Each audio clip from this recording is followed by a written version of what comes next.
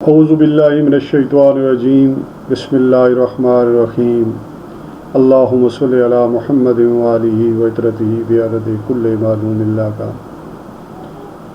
معزز ناظرین کرام، مغربی پہاڑوں کے سلسلے کے اوپر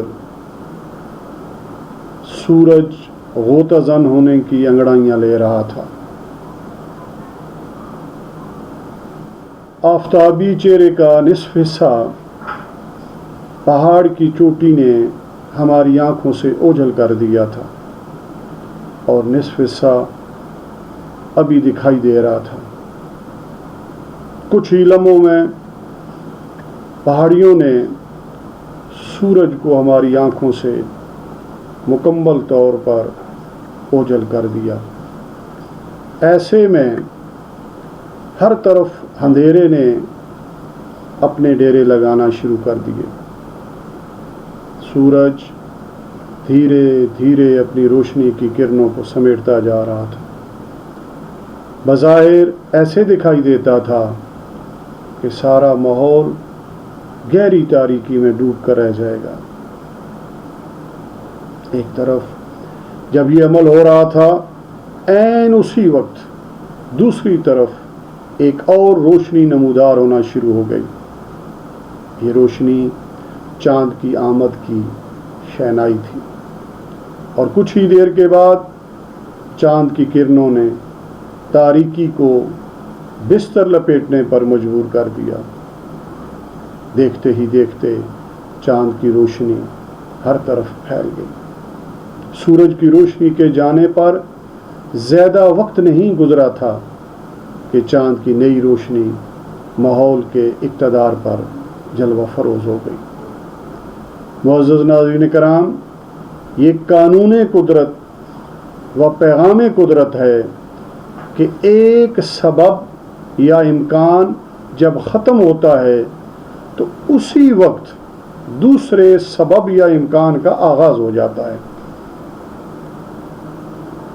سورج جب غروب ہوتا ہے تو قدرت چاند سے بزم جہاں کو روشن و تاباں کر دینے کا انتظام بھی کر دیتی ہے۔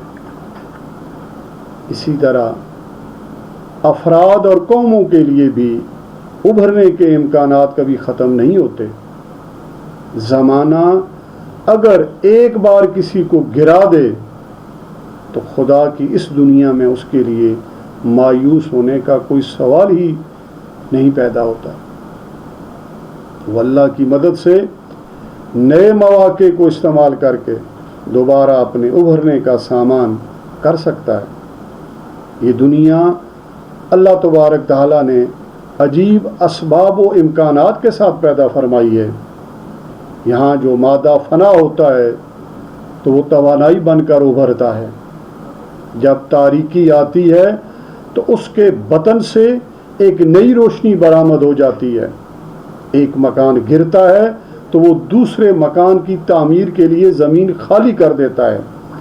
یہی معاملہ انسانی زندگی کے واقعات کا ہے۔ یہاں ہر ناکامی کے اندر سے ایک نئی کامیابی کا امکان ابھر آتا ہے۔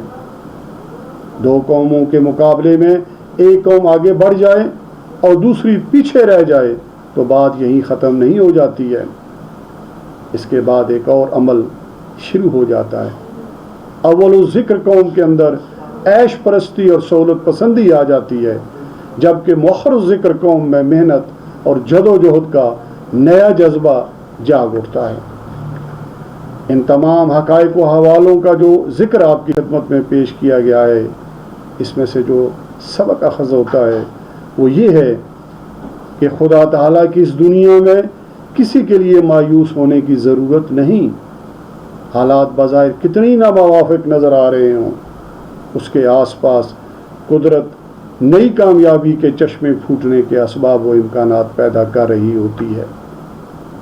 انسان کو چاہیے کہ وہ ان نئے اسباب و امکانات کو بروئے کار لا کر اپنی کھوئی بازی کو دوبارہ جیت کر یہ ثابت کرے کہ انسان کو اللہ کے کرم سے ہر میدان میں فتح کے لیے پیدا کیا گیا ہے۔